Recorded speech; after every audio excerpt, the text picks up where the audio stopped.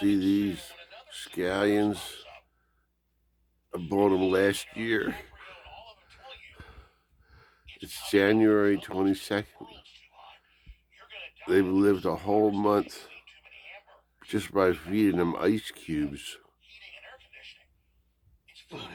and keeping them in the sun. Plus, they grow pretty long. Woo-hoo.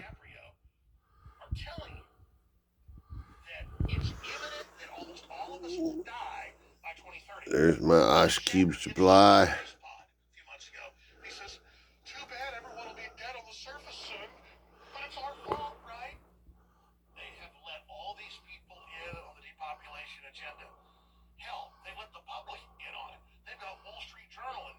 Headlines about looking forward to the end of